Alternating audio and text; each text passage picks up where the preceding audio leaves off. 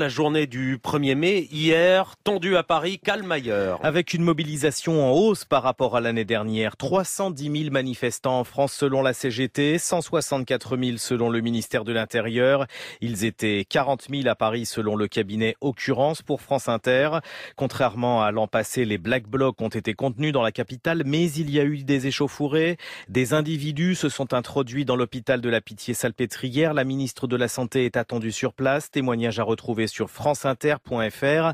Et puis plusieurs syndicats accusent la police d'avoir chargé leur cortège. Vous avez peut-être entendu Philippe Martinez de la CGT à 7h.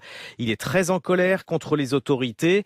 Mais ce matin, d'autres syndicalistes lui répondent. Des syndicalistes policiers, Emmanuel Leclerc. Ils sont quasiment tous montés au créneau hier en fin d'après-midi. D'abord, les syndicats de gardiens de la paix, de Force ouvrière à Alliance Police, furieux d'entendre certaines accusations des plus hauts responsables de la CGT et d'autres syndicats. Un responsable estime que M. Martinez aurait mieux fait de remercier les policiers de l'avoir protégé. La préfecture de police a également réfuté toutes les accusations d'un usage sans discernement de la force publique. Dans un communiqué, elle souligne que la CGT n'a jamais été la cible des policiers et des gendarmes, qui ont assuré, je cite, leur mission avec détermination face à des casseurs violents.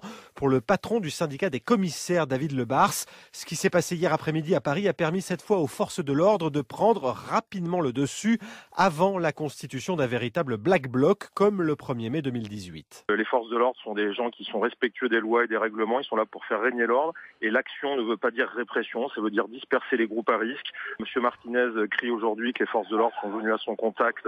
Ça n'est pas la réalité. Les forces de l'ordre sont venues séparer des groupes à risque qui venaient au contact des cortèges. Et on voit le résultat aujourd'hui.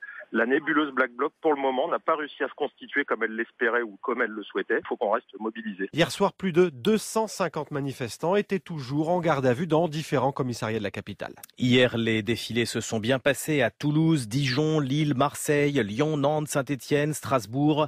À Caen, en Normandie, ils étaient entre 2 et 6 000 manifestants, des salariés, des syndicalistes et des gilets jaunes.